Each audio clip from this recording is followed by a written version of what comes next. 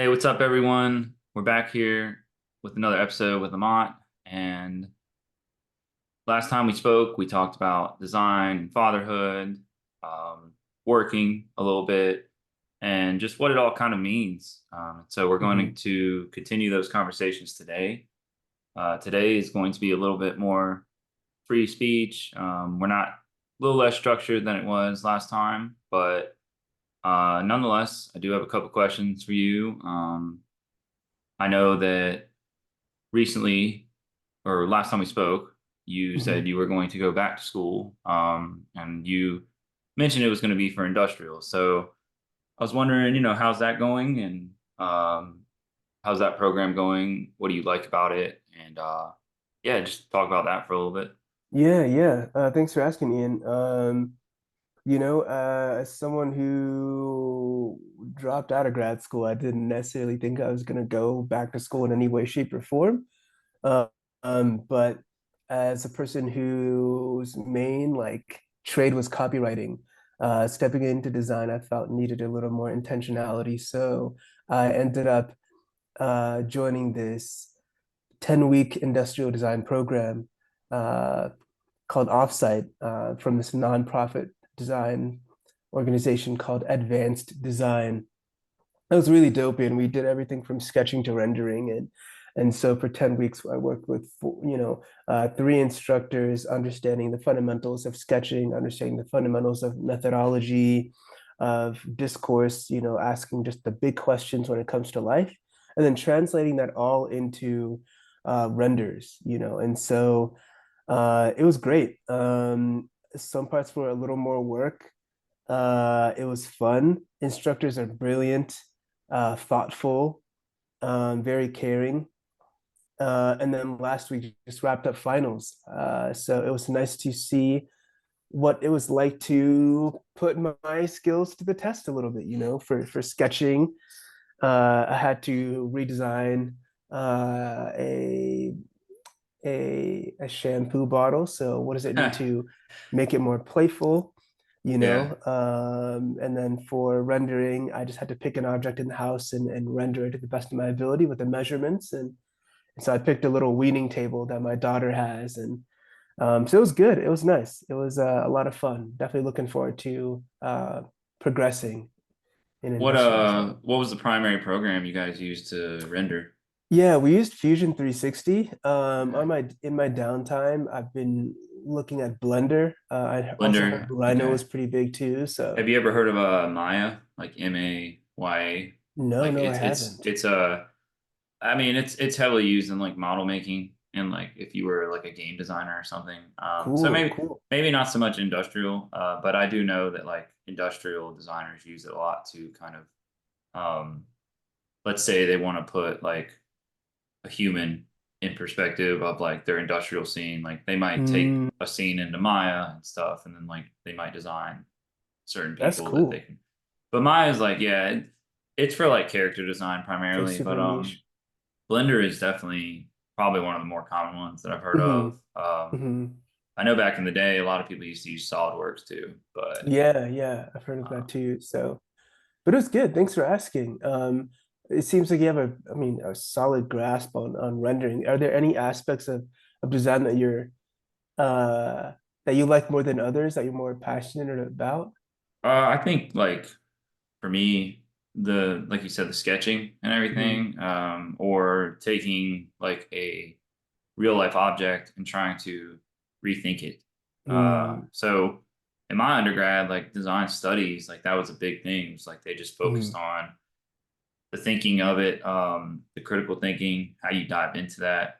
mm, I think I said this before, maybe, but like instead of one solution, you have like 10, 15 different solutions to a single problem. So mm, um, oftentimes, like the brainstorm and the sketching and all that stuff, like in the beginning, when you're just throwing ideas out there, it mm, just that to me is like the best part. The final form is obviously what you want to, approach and finish when you're mm, designing something, but I think just the beginning is the funnest part because whether it's yourself or whether you're working on a team, you, that's the part where you get like some wild ideas from Yeah, the people. ideation is so fun. Yeah, and I mean, you always got the one or two ideas that aren't necessarily realistic. Mhm. But as designers, we throw them in there because that's what dreams are all about, or that's what ideas are all about. Because Yeah. I think we were like designing something one time in undergrad that was to help people walk better, and one of my Mhm. classmates just sketched up something, and he threw some wings on the person. It was like, hey, Wow. why we even like hey, if they want to walk better, why can't they just take these wings and like fly above everyone else? I was like, you know Mhm. what? Like, that's a good point. Mhm. And then I actually like I had a class last week at my job, and there was a moment where I didn't use design thinking, and it ended up like costing my team. And I we got see. second place instead of first because Mm. the other team decided to ask if they could redesign the Ferris wheels, and they took out components of like this Connects Ferris wheel that we were making, and it Mhm. saved them money during the exercise. And so that was a moment where I realized that even in an engineering class or an engineering firm that has these classes that for Mhm. training and everything, design ultimately ended up being the reason that that team won. They got first place for the exercise and everything, and so it just like That's reminded wow. me that design is like everywhere. And Yeah, it's a through line across various industries. I mean, it's everywhere, I mean, even, and we don't necessarily have to take the conversation this way, but the whole concept of like intelligent design kind of thing, like if you look at nature, whether it's like the Fibonacci sequence, fractals, you name it, there's a lot of just like beauty.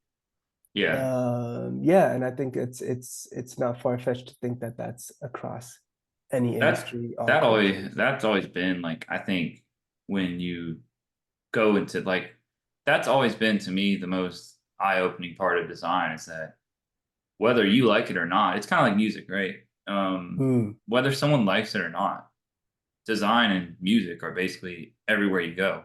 You can't mhm, like you go look at a tree, and if you know enough about design, right? Like you said, like the Fibonacci sequence, like mhm, the rule of thirds and everything. Like if mhm. you look around enough, you're going to see You're gonna find design it. everywhere. And Yeah. it's even like music, right? Like you can't avoid music. I mean, you go Mhm, into a Target, you go into a store, mhm. even sometimes at work, they're playing Elevators. music. Yeah, elevators, like it's everywhere. So Mhm. I feel like design and music are kind of unavoidable either way. And but I think a lot of people don't take time to understand design. Mm. But I don't think it's something that's like make or break. Like if you don't understand design or music, it's not like you won't enjoy your life. Um, Yeah, yeah. I'd never say it's black and white like that. I think that there is growth in understanding various aspects of human expression. So like even right now, like we're chopping it up about design. So we're able to like share thoughts and ideas and maybe go through any areas of contention about like design, what is good design, who are designers that we've looked up to, what does it mean to be a father in design, you name it, so it's really yeah. cool to explore this with you. Yeah. What yeah, speaking of that, like I think we kind of touched on this briefly last time, but Mhm. like to you, what makes a what can make or break a design, right? Like is it are you more concerned, this is the $1 million question, right? Are you Mhm. more concerned with form or functionality? I think that's a great question. I think that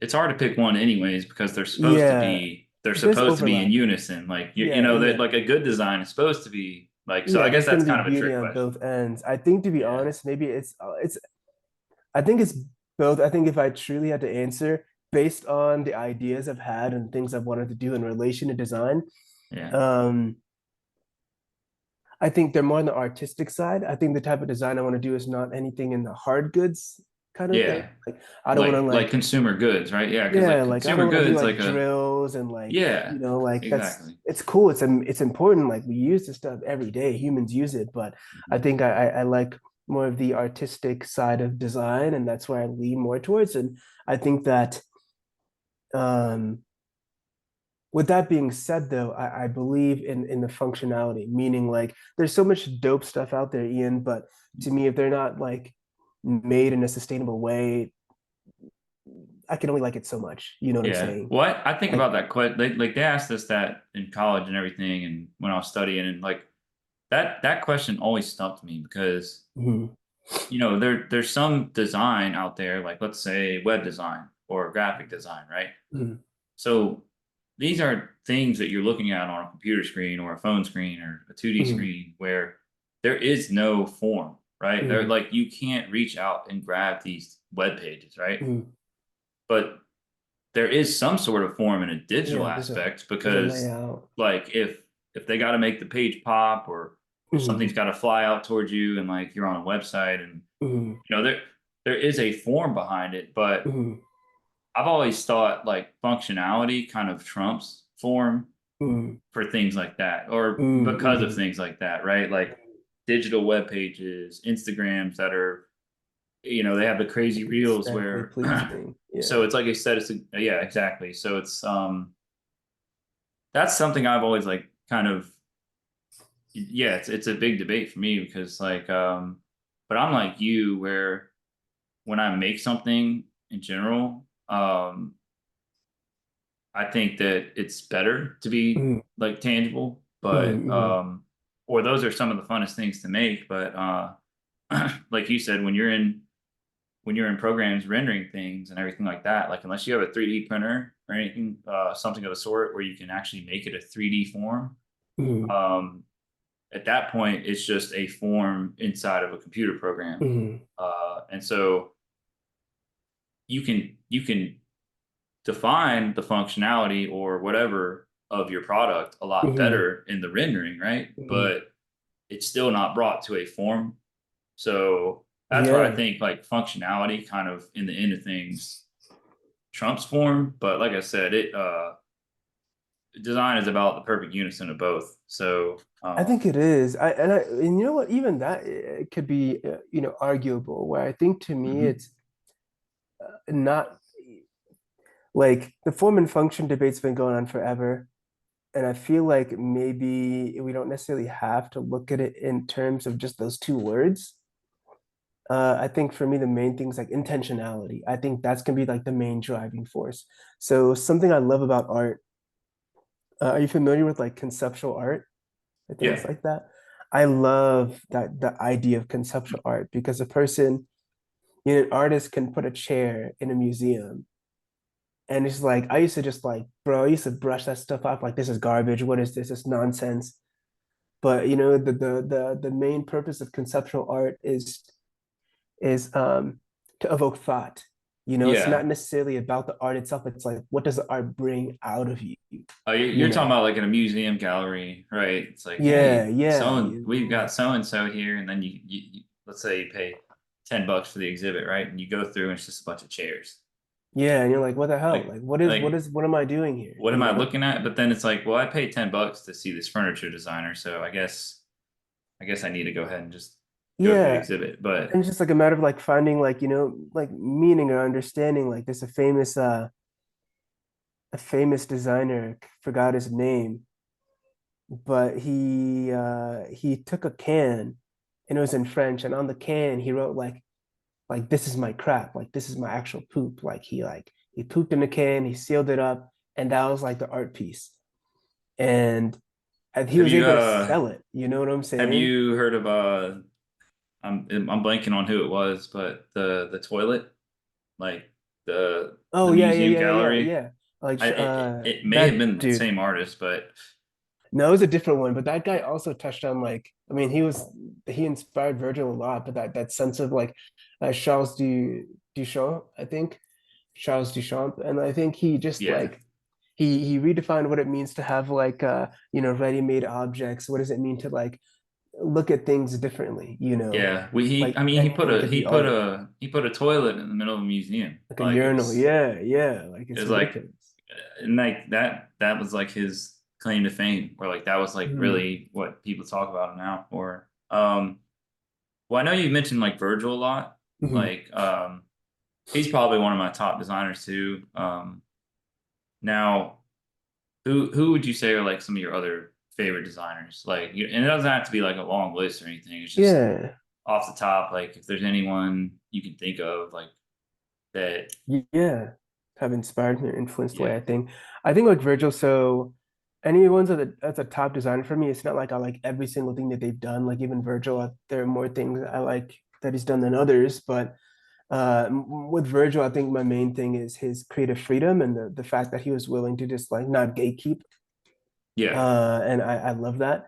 A designer though that I really like is this guy named Oki Sato. He is the founder of Nendo Design, and it's just, I love the way he thinks. He doesn't make,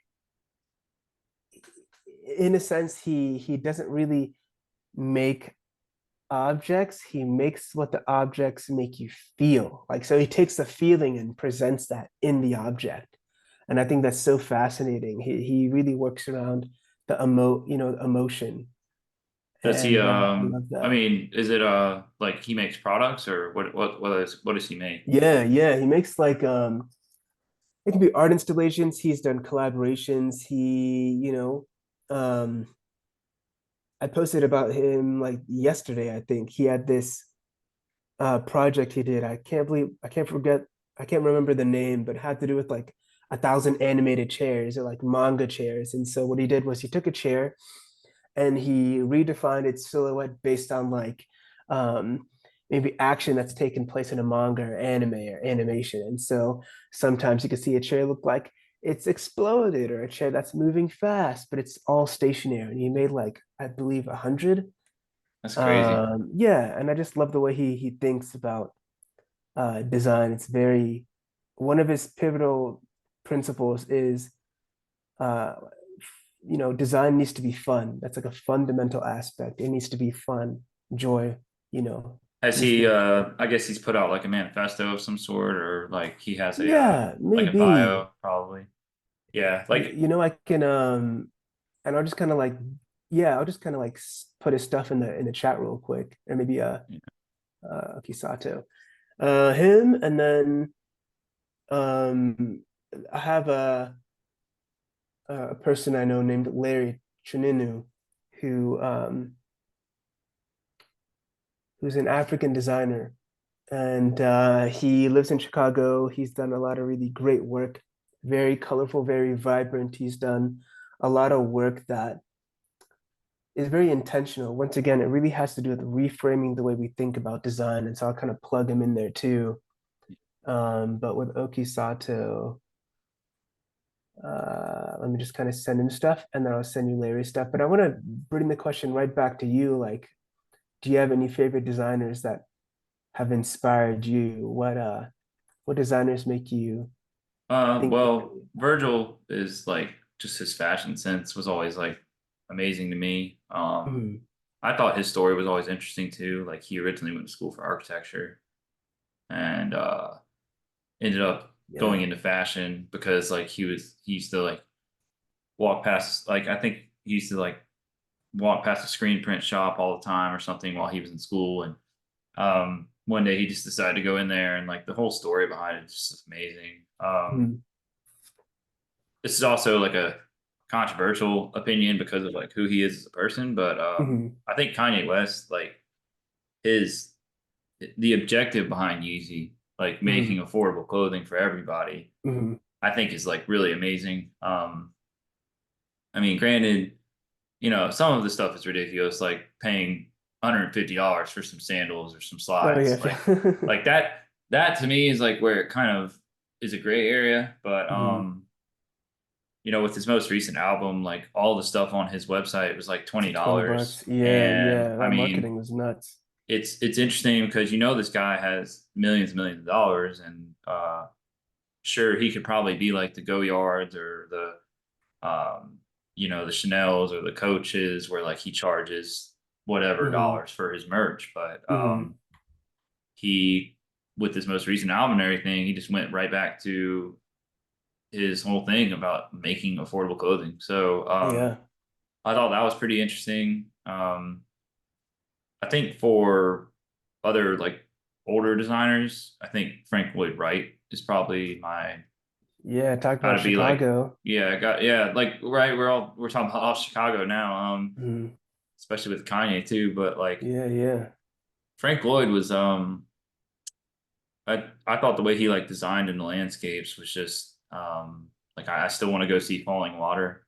I haven't Yeah, that looks amazing. yeah, I've never been there and like Yeah, that looked you know, so you dope. study it, you look at it. I mean, they talk about it all the time in Even a architecture story though, courses. like the Yeah. houses he built, like the Sin House or like Sin Hmm. House 2 or whatever it was called. I don't know if you're familiar with those. Well, they say like what he did in Chicago and everything was Crazy. almost like pretty much like the other half of his career. Like Mm. most of what you see from him is, the big buildings, stuff he designed in California while he's out there. He's working in And Japan. yeah, his work in Japan, stuff like that. But um, they say really what it was all about for him was like also going back to where he came from and just designing stuff there. So all that is That's really wild. interesting to me. Um, Zaha Hadid, are you familiar with her? I think she's an inspiration when it comes to design for me. uh, Zaha Hadid did a lot of like beautiful, just organic shapes. did she do I've any never big pieces or seen, anything? man, when I saw like an opera house, I think she had put together. Oh, Let's sorry, go say. ahead. No, I mean that's cool. Like an opera house. I Yeah, mean she actually that's was a key player in like designing the yeah, that's no small task yes, right there. yeah, she also designed the I think it was like the World Cup Stadium in Brazil.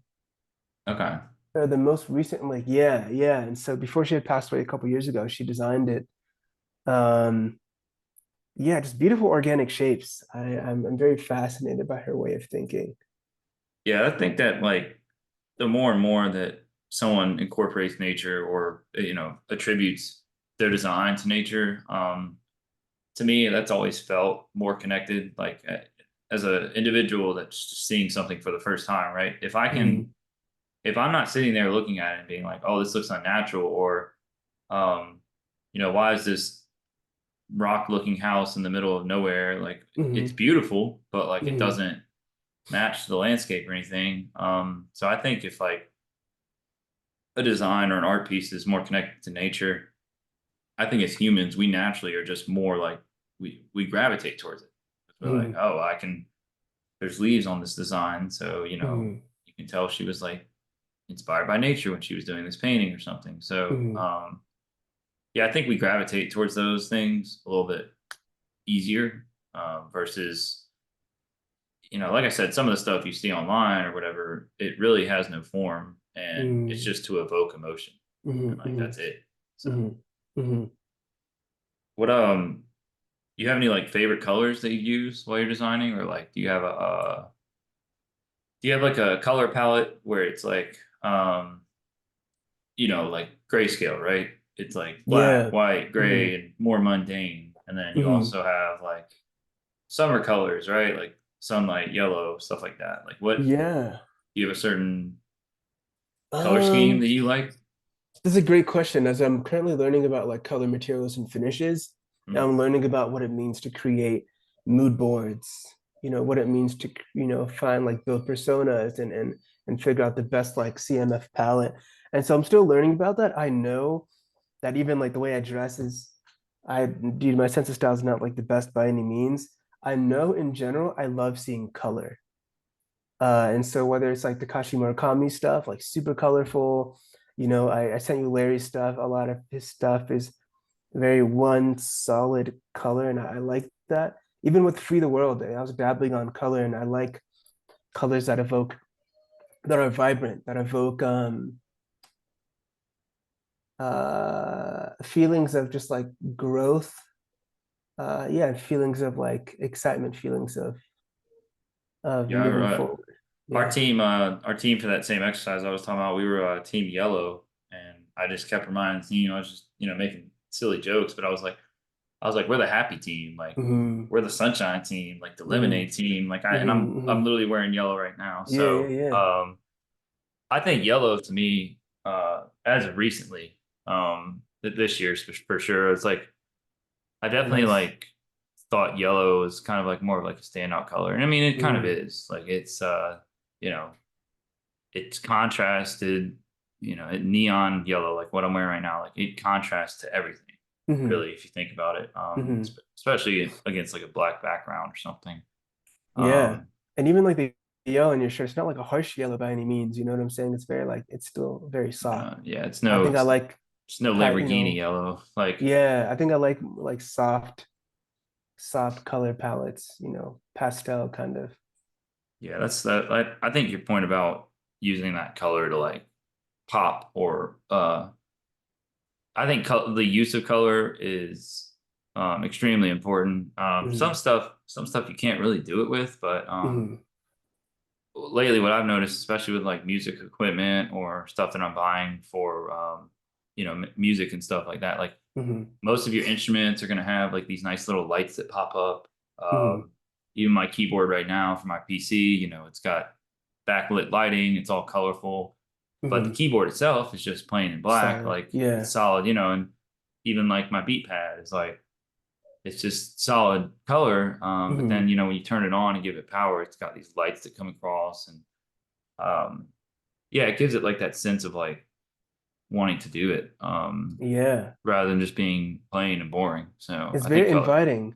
That's yeah. also very interesting though, because I don't know if he's one of my favorite designers, but he's a designer that I've looked into, and it's oh man, I forgot his name, but he wrote a book or about like what does it mean to have good design. Um, and he's the dude who inspired a lot of the Johnny Ive stuff with Apple and the iPod and the iPhone and stuff like that. Dieter Rams, I think that's his name. So Dieter Yeah. Rams is a pretty well-known designer who has inspired Apple in relation to the iPod, I believe, and his work in relation to good design, at least for him, he's mentioned that he doesn't want his work to stand out. So like if he ends up making um, like an apparatus for coffee, for example, and like you're in the kitchen, he doesn't want the color to stand out. He wants it to just like also just kind of blend in the background. It's just a natural part of your environment. And that's something I found very interesting. So he doesn't really, from what I've seen, do too much color, but I appreciate the way he utilizes even the subtle accents of white or gray or black to make it more natural in the sense of our environment.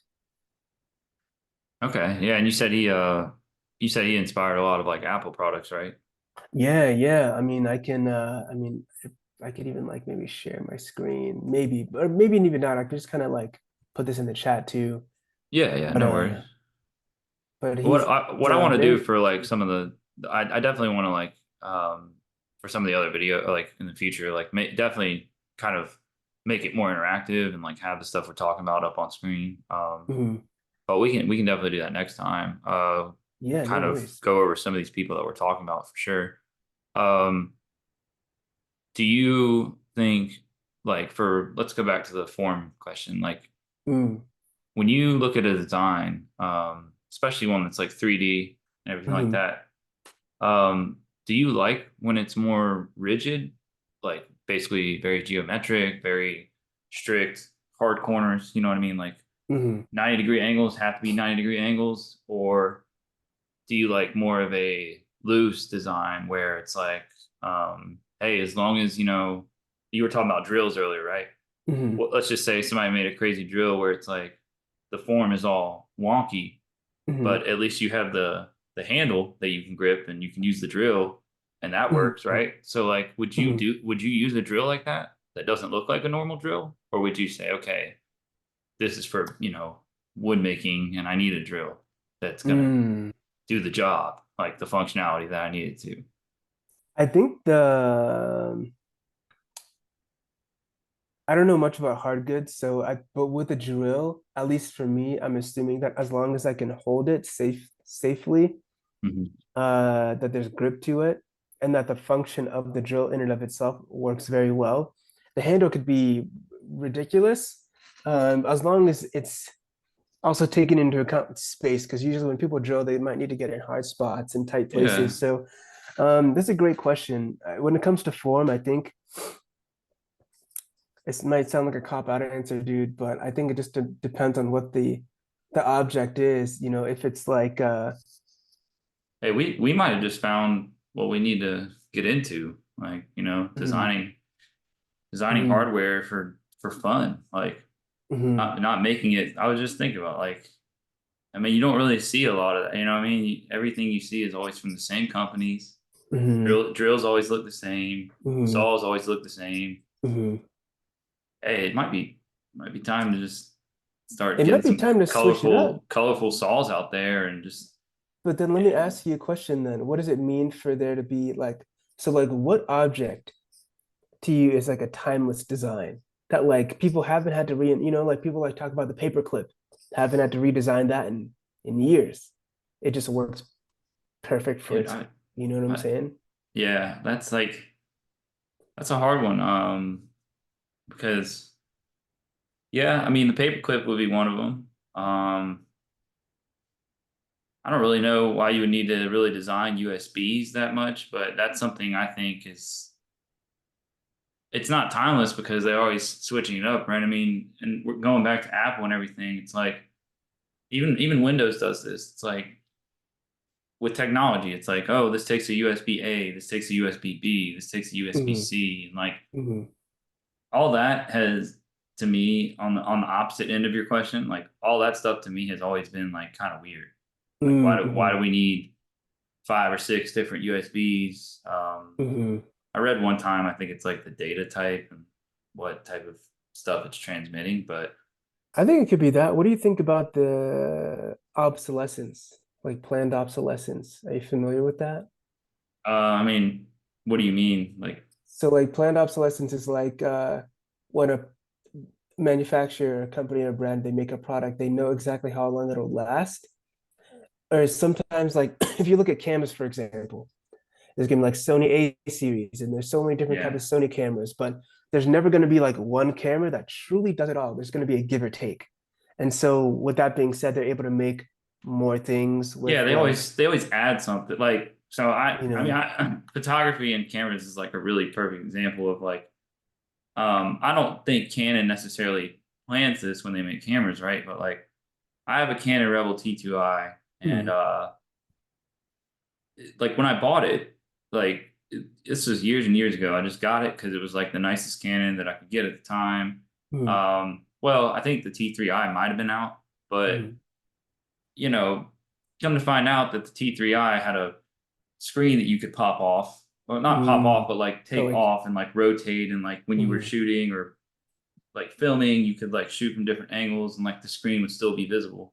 mm, And that's not on the T2i, so mm. that being like a big letdown for me because I was like, oh man, like I should have just bought the Yeah. T3i, like because that screen to me, like when I was able to like mess with the T3i and like start, using one as well, Mm, I thought that was just like such a useful thing to have, and it was only two different models. It was one, yeah. it was the next iteration up, so it was like that always bothered me because I was like, man, that one little aspect of it, the screen, being able to connect off of the main part of the camera body and like Mm, being able to rotate and shoot from different angles while also still seeing your content was like.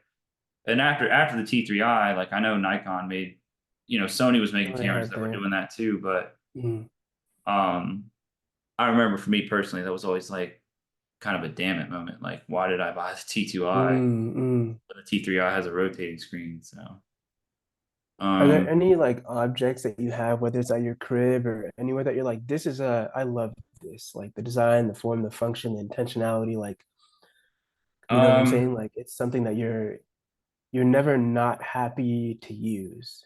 I think this year definitely when I like rearranged everything in my house. For a little bit there, I had like a couple of my like I had my PC in one room. I had like my keyboard wasn't even hooked up. My beat pad was hooked up, but like I wasn't using it enough. The webcam, the microphone. But when I put all this stuff into like when I made a conscious effort to put it all back in one room and to like set myself up and to have this space that I could just go to and go at it. Um, that made me like happier to be at home because it was like I was actually utilizing all these things like for what they were. So on the other side of that question, it's like there's nothing more I hate than when I have something that I forgot I had or something I might have bought a while ago and I'm like I Mhm. didn't even use it. Uh, like lately, what I've been doing lately is just definitely getting rid of things that I don't use anymore. Right, I feel like that. if they don't bring value to me or if I haven't used them in over a year, Mhm. It's time to I part find a ways. way, yeah, to part ways with them. And I think what that's done for me is just like a human being or whatever. It's definitely freed up a lot of like mental space. Like, That's like that Mary Kondo kind of thing, you know? yeah. So I mean, I'm still working on that, whatever. But yeah, I think when you put things together that are like meant to be together, um, that in itself is just like a better environment to Solution. work and create in. Yeah. Yeah, no, I finally have a space where I can just like be inspired again. So yeah, Heck yeah. that That's helps. great. Yeah, building that atmosphere I think is very important. That's something I'd like to do, if I ever make enough money, create the environment I want. Like something that like is a pet peeve for me is um and this comes into design and like interior design or architecture. But here in Denver, dog, like people love dogs, and I love dogs too. But there's dog crap all over, Well, dude, when I was in and Colorado last year, somebody told me something crazy in Boulder. It was that some stat that Colorado has, right? There's more dogs than kids, I which believe. I honestly, What's the stat? it's not hard to believe. And like for me, my thing is like there's dog crap everywhere, and sometimes you can trail it, and like it comes Yeah. back in the house. It's on like the stroller wheels or something. And so like Gosh. what I love is like a lot of Japanese houses, they have like you walk into the house and there's like a raised floor. And so before you enter that raised floor, you take off your shoes and you put on these slippers. I would love that. You know what I'm saying? It's like that Yeah. small little like touch. It makes a huge difference in relation to Yeah. It's a family. big thing in the Middle East too. I mean, like I mean, just I think I mean, I hate to say this as an American, but sometimes like our American culture kind of falls short on basically like that to me is important, right? Like cleanliness. Like just Mhm. like you come into my house, like I work hard on keeping my house clean. Like Yeah, don't come here like get, don't like mess up don't my couch. don't just stomp your Get your shoes back on it. everywhere. Yeah, yeah, yeah. So Uh, actually my son had a play date the other week and and these boys came over and stuff like that and like one of the kids just like I think the mark is still on my stairs or something. It's just like oh. he was like running so fast and hard through my house that like it just like made a footprint on one of my stairs, and I was like, dude, are you gonna clean that Wow. up? But Yeah. uh, and Yeah. it's funny because I catch myself like telling my friends to take their shoes off too, and Mm. I've come to realize it's just something that I like. That's just something I'm gonna keep doing because like I do it myself, right? Like as soon as I come inside my house, I'm taking off my shoes. Well, I have a question for you then, because I don't know if we've touched on this. I know you mentioned this. It might have been in your name. Actually, is it your IG handle too? Um, Right now, everything's the same. but I've like, I've been like, working on trying to like figure out a rebrand, but mm, uh, as of right now, no. I mean, I'm just going with B&E, right? But go ahead. I yeah, I wanted to touch on like, because something I think you might have mentioned in the past was like, how you're you have like Iranian descent, you know, Yeah. and so I was curious, like. How does that play into design? Have you been to Iran recently? What was it like? What's the architecture there like? Are there any designers that like have inspired you that are Iranian? I couldn't tell you right off the bat like any Iranian designers right now. I Mm, know for me personally, being that my name is Ian, right? Like when I was doing well for a while, I was going by Iranian, Yeah, yeah, Like yeah. that was my music name. Mm, That was like my handle on Instagram. Like mm, um, it was better than like what people call me in high school, which was like iFez. Like mm, mm, mm. I didn't want to do iFez because that's like Fez from the '70s show and stuff like that. Yeah, And yeah. like so I Mm, went with Iranian, you know, for a while. mm, And I think I don't I wouldn't say last year, but I just kind of killed that off. mm, And I haven't like picked a good way to like rebrand primarily my music. Like primarily like I mean I don't want to come back out with music and call myself Iranian again. mm, Um but that did play like a large role into like I don't know. I love math. I think mm, because like my dad's always loved math, things like that. The mm, music thing, just hearing Middle Eastern music growing up and other cultures, hearing their type of music, like knowing that all those other instruments were out there, I think has played a part into my love of all of it now. And but that's something recently, like the identity thing, that I definitely haven't necessarily come out with anything different. Like mm, mm, because I know when I'm working on music right now, you know, mm, got a lot of beats and stuff in progress, mm. but I've just toyed around with a couple different ideas and names and stuff, and I haven't like landed on one because, like back to your question, like I want to make sure it's important to me too. Like Mhm, I want to make sure the name makes sense and there's like mhm, some meaning and value behind it. mhm. And there was with Iranian, right? Like it was okay.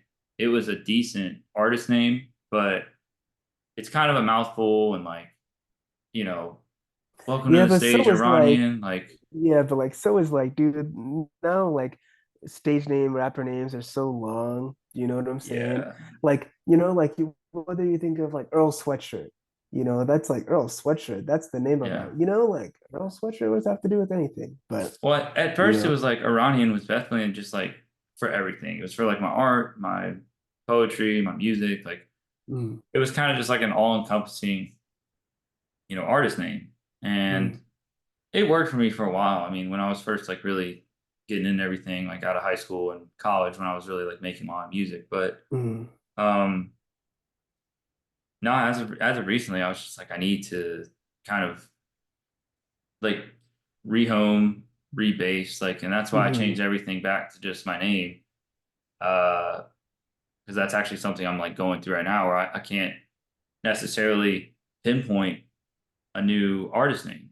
mm, I mean, I've toyed around with a couple ideas. Like I said, like one that me and my buddy came up with one time was he said you should just go by Bygone, like oh, because he interesting. said it's like it sounds like Ian, but I was like I don't know, like that's and My it's God. like It sounds cool. It's by like interesting. definition, I mean the Yeah. word is kind of like a good like you know let bygones be Mhm, bygones mhm, and mhm, the concept behind it is good. Like mhm. it's just I don't know if it's something I could like see myself long term, you know, like Then I maybe it's like different monikers, whether you think of like King Cruel or you think of like yeah. MF Doom. He had so many different aliases, you know what I'm saying? So it's like I was maybe thinking just about that too, like, you know, each project or not each project, but like different projects have different like pen name kind of things, you know? right, like pen names, exactly. Like I mean, I'm still I'm not like throwing bygone out the window. Like it's Mhm, still like lingering as like a change, but um I don't know. I keep wanting to like use I in, you mhm, know, in the name. So like, you know, because like Apple's been such an influence on me that I've always thought iPod or like I mhm, something, like I evolve, mhm, like I mhm. and it but then again, like, you know, I always go back to the whole, is this a good name long term? Maybe, maybe not. So I need to just like, yeah, once I'm ready to like really put the stuff out, like the music, then I'll probably sit down and think about it hardcore. But I've had a couple different ideas. So That's why I know for me, it's been a minute since I've really touched on music. I mean, I love rapping still. Freestyling is super fun. I'm not good at it. It's just like such a fun art form. But like when I was like making music in the past, I thought of like amethyst, but like the E would be an A because that'd be like Amat and then like YST. Switch it around. But Yeah. but it's just like I also felt like that was kind of long, and I was like, let me just kind of go by Amat, and then that might just be it. No, But honestly, I kind like, of like Amethyst for like a like for your music stage name, hmm, because like but music's just hmm, different. Yeah, you gotta like switch it up. yeah, but I think like you know what? Maybe a part of me also feels like, and this is just like my opinion, because I think for me, I don't think the yes, the name is important. There's identity in the name, but like if I were to put out music, let's say like someone was like, "Yo, Matt, you have 24 hours. This will be the only time you get to use this recording studio to drop an album." I'm like, "All right, dog, let's like drop a couple tracks. What's your Yeah, name?" I'm like, "I'm not, just whatever. I don't. That's not like the most important thing right now. It's like the content." So I think that's maybe where I stand, where it's just like the and name's the name, that's what I'm trying to do is like let my yeah. like I'm trying to let my music kind of shape my Mhm. new artist name. And it yeah, no, it's like you said, it's not about like I want to figure out as a whole, like once I make all these tracks, like what type of feeling I get out of listening to all that stuff, like Mhm. back to back to back or in a consistent order. And then from there, I think I'll kind of have a better idea, right? Because like you said, if somebody were just like, all right, get in the studio, you got 24 hours, I would just, like you said, just go in and not worry about including my name. I would just write something crazy, like Mhm. write something relevant, write something that's on my mind. I think it'll just come You with time, like you think of like the Alchemist, the dude who, like makes beats, Alchemist. I think his name's Alan, like Alan the Alchemist, mhm. Missy Elliott, Misdemeanor, you got a whole, and maybe I think sometimes people maybe get tired of like, like a Waka Flocka Flame, that's like super long, but now he just kind of Yeah, goes by either his real name or I think he switched it up, or I think you know what it is. I think that like maybe it's not really about the name, but it's about like rebranding. Like how many times do artists rebrand themselves every album? right. And You know? that's like So maybe it's not really the the name, it's more music about that I'm like making rebranding. now is like Yeah. it does not like resonate with me as Iranian. Like Mm-hmm. I'm like, okay, sure you can keep that name, but like you put a beat out and say produced by Iranian, like that's just like that word is also a another word to describe someone's descent. So it's like Mm-hmm. I uh see. that's where I'm Like like, like I'm just gonna throw it out isn't even and matched just just yet. yeah. Well, and and then people when they put out albums or whatever, like you can say self-produced, or when you put out Mm-hmm. EPs, you can say self-produced, but like Mm-hmm. when you put that out, you still have to have some sort of artist name when you put Mm-hmm. it out. So 'cause people are gonna be like, who produced it? It's like you can't just say Ian. That's boring. No, honestly, dude, I feel like I feel like you can. I mean, there's Beyonce, you know what I'm saying? There are like these one name artists, And Yeah, so, I think it's just fascinating to think about like what comes into an identity when it comes to a person's name and branding, like yeah, even outside of hip hop, just think of like bands in general, whether it's like Blink 182, where that come from? Sum 41, My Chemical Romance, like yeah. we're Definitely. I mean, touching like early definitely 2000s, but band. Like, I mean, if I had a band, I mean, you could do think of all whatever. types Like, of stuff. Yeah, like it's yeah, yeah. because that I think anytime you have a like collective or a group of people that can bring together ideas, it's better. Mhm. Let's see. Mhm. But what do you like? What's been your favorite part of your new journey? As far as like, so you finished up your class and uh, Yeah. well, you told me you kind of like free the world is still there, but Mhm. you're not like you got to like figure out your next class. So you got to like I know how that goes, like prioritizing things. So like, Mhm. What has been like, even if it's stressful, even if it's chaotic, or even if it's not, like even if it's all happy days, whatever, what's been the favorite part of your new journey? Just having gaining more like you said last time, gaining more control of your life, or gaining Mhm. more control of what you do on a daily basis. I think a lot of it, I'd say thankfully it has to do with time. I think that like sometimes it could be like a double-edged sword because time is of the essence, but like Mhm. I've never had this time in a while because a person's either going to school, they're working, and that's it, you know. But like, and from 5 p.m. to 9 a.m., then they're doing their side gig or their passions or but now, I've had the time to just think about like who I am and like what I want to do. I think it's been pivotal. Like, and as someone who like is can kind of jump the gun when it comes to ideas, it's been nice to just like let an idea evolve, like don't just like with free the word, it's like, oh, I think this is it. But the more I'm like, Yeah, actually, let me take a couple steps back, and now it's like it's changing. And I love seeing ideas evolve. I think that's been like one of the most beautiful things is having the time to let ideas evolve. it's a good point. Like you have this good idea, right? And let's say, like for in my Thanks. situation, let's say I have a good idea after work or something. Hmm.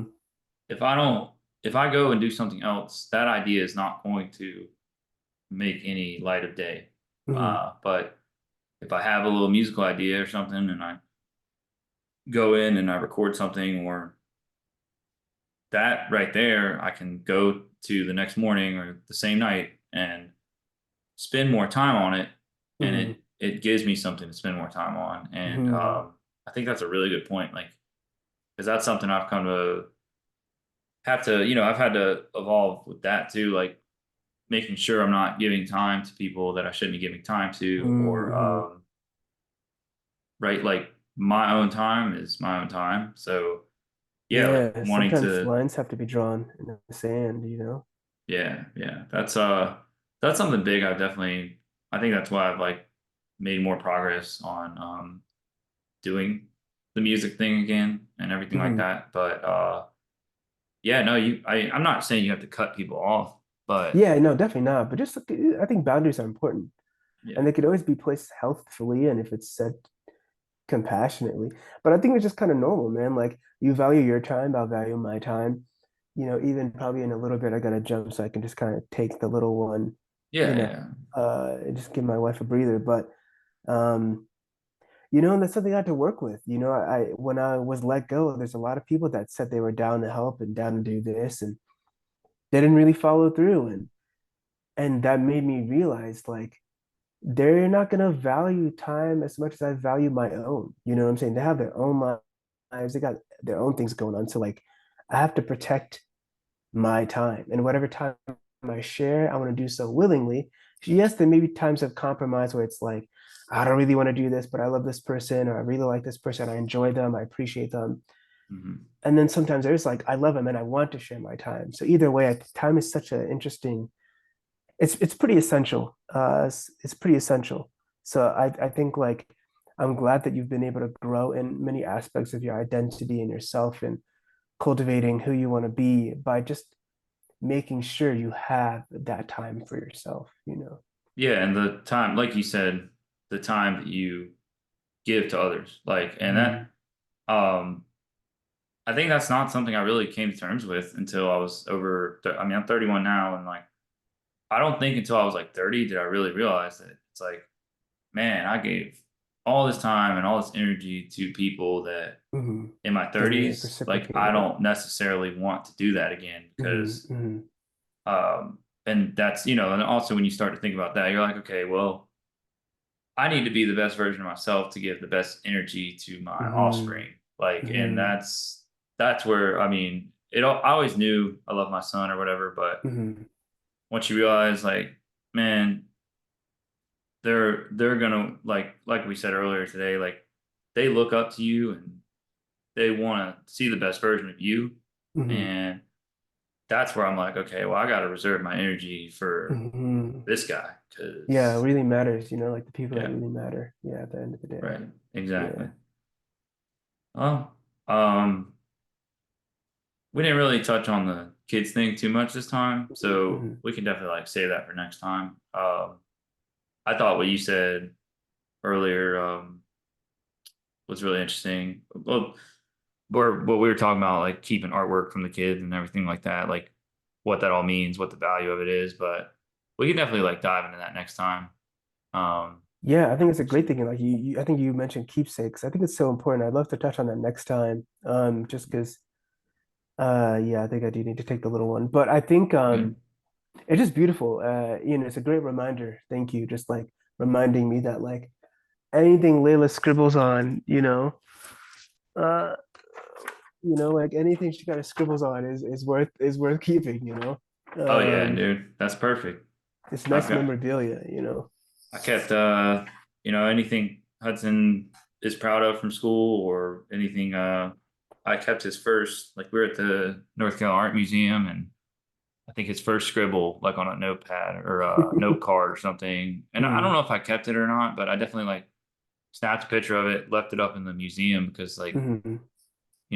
that's his first time being in a museum. But yeah, we can definitely keep talking about that a little bit more next time. Like the fatherhood Yeah. thing. So I like yeah. that. And I appreciate you just taking the time to chat once again. I think that like the free flow was pretty fun for me just because it was just conversational.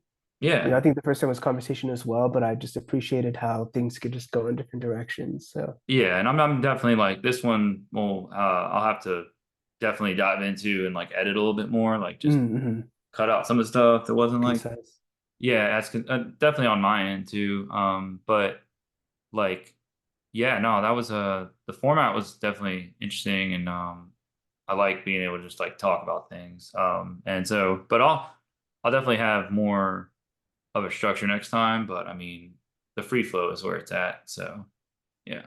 Well, I appreciate you, and for Mm-hmm. real, just things that really make me think. So even now, as I just do what I gotta do for today, make me think of Mm-hmm. how can I can be more intentional. So Yeah, I much think love, that's what I man. took from this combo too. Is like intentionality. That's a big thing. So Mm, whether it's what you do personally or what you see out and about, mm, um, I think it's important to always consider what is the intention behind this, even with our time, right? Like what mm. you're about to go do today and what I'm about to go do today. What are we doing with those minutes and those hours? So yeah, Yeah, it's a good reminder to make sure everything you're doing is intentional, um, purposeful. and purposeful, right? Feel that, man. But yeah, appreciate you taking the time. So Likewise, homie. I'll get it Thanks edited again. up and I'll let you know when it's ready. And yeah, man. Appreciate your Always good time. seeing you, dog. Yeah, Yeah, seriously, man. and it's just always nice to catch up and chop it up. So, we'll see you soon. Yeah, man. Have a good day. You too. Later. Peace out, man.